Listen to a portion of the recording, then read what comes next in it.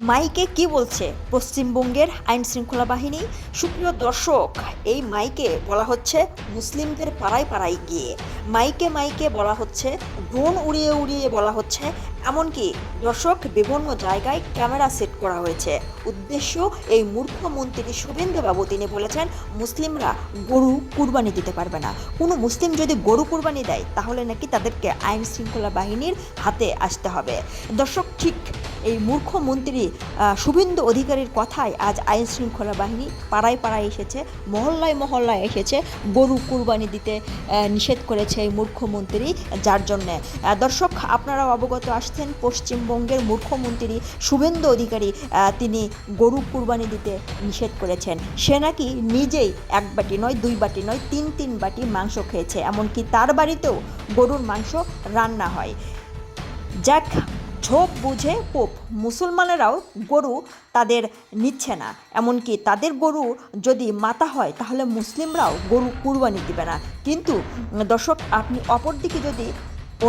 অপরদিকে যদি আপনি লক্ষ্য করেন তাহলে হয়তো বুঝতে পারবেন এই শুভেন্দুবাবু মাত্র প্রতিহিংসার কারণে, মুসলিম প্রতিহিংসার কারণে মাত্র একদিন ছুটি দিয়েছে, মানে ঈদের উদযাপনটা একদিন করতে পারবে এই পশ্চিমবঙ্গে।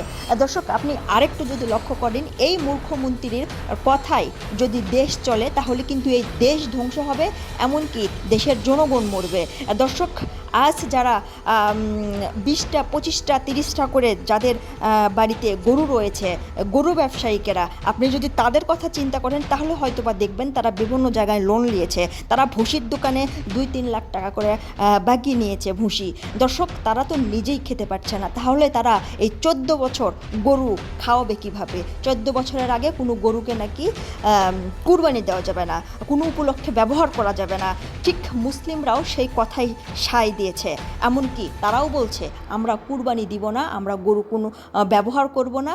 কিন্তু প্রতি বছর এই গরু রপ্তানি করে প্রত্যেকটা দেশের বাহিরে গরুর মাংস রপ্তানি করে তারা যে কোটি কোটি ডলার কামাচ্ছে, শুধুমাত্র প্রতিহিংসার কারণে মুখ্যমন্ত্রী এটা ভুলে গিয়েছিল যে এইখান থেকে তাদের প্রধান আয়ের উৎস গরুর মাংস। বাইরের দেশে রপ্তানি করে তারা যে কোটি কোটি টাকা ইনকাম করতো সেটা আর হচ্ছে না। কিন্তু মন্ত্রী পদে বসেই তিনি এটা ভুলে গিয়েছিলেন, তিনি শুধুমাত্র প্রতিহিংসার কারণে আজ গরু নিষেধ করেছেন।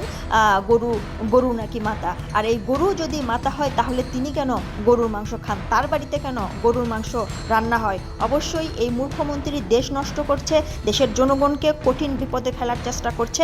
এমনকি তিনি নিজে একটা বক্তব্যে বলেছেন তিনি কেবল তো খেলা শুরু করেছেন, খেলা নাকি আরও বাকি রয়েছে।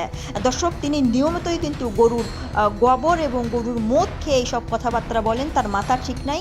তিনি নিজেই বলেন তার মা বাংলাদেশি, বরিশালে তারা জন্মগ্রহণ করেছে, তার মা তাকে হাত ধরে নিয়ে গিয়েছে।